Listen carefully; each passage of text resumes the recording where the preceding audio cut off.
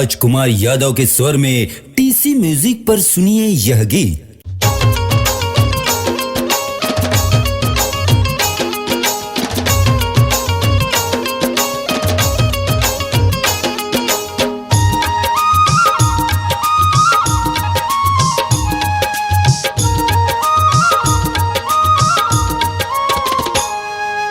Gauge Gaethje तोर हासी माँ, gauge Gaethje तोर हासी माँ, यद माया रस बरसत है।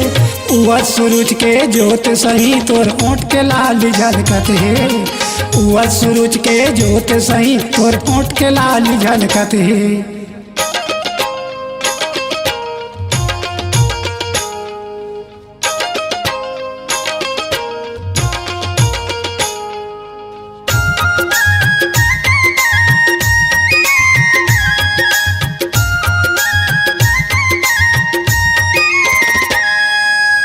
चंदा तोला रूप दे कहाँ ले पाए खजाना। कौन जोगनी के फूली पहिरता जुग जुग बरथे बताना।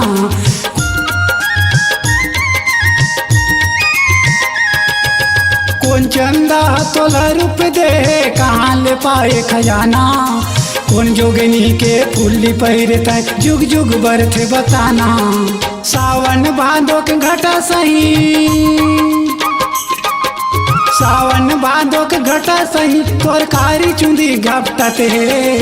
उआ सूरज के जोत सही तोर ओंठ के लाल झलकत है। उआ सूरज के जोत सही तोर ओंठ के लाल झलकत है।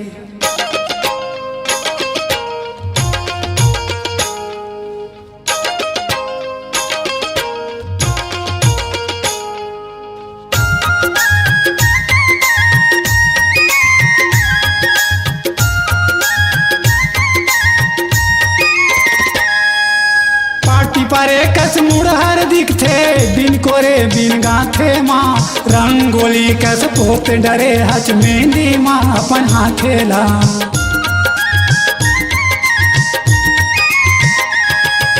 पाटी परे कस मुड़हर दिखथे बिन कोरे बिन गाथे माँ। रंगोली कस पोत डरे हच मेहंदी माँ अपन हाथेला। झुन झुन बाजे पाँव के पैरी, रुण झुन बाजे पाँव के पैरी सात सुर छनकत है।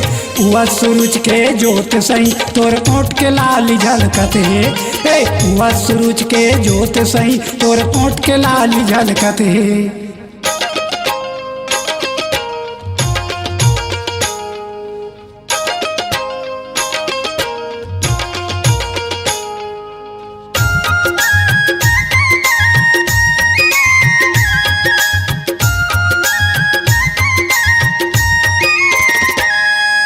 दिखत होते रूप के रानी सोन परी कस बंठन के। देवलोक के अप्सरा कस मल्ला मोहे सब झन के।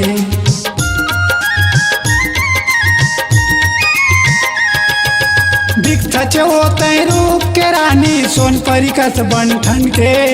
देवलोक के अप्सरा कस मल्ला मोहे सब झन के। राजकुमार तोर होगे दीवाना, राजकुमार तोर होगे दीवाना तोरे गाना गावत है। उआ सूरज के जोत सही तोर ओंठ के लाल झलकत है। उआ सूरज के जोत सही तोर ओंठ के लाल झलकत है। गेज गेजी तोर हासी माँ, गेज गेजी तोर हासी माँ, यद माया रस बरसत है। उआ सूरज के जोत सही तोर ओंठ के लाल झलकत है। उआ सूरज के जोत सही तोर ओंठ के लाल झलकत है। उआ सूरज के जोत सही तोर ओंठ के लाल झलकत है। तोर ओंठ के लाल झलकत है। तोर ओंठ के लाल झलकत है। कार्यक्रम हेतु संपर्क करें राजकुमार यादव, ग्राम चमारी, मोबाइल नंबर 7804950217।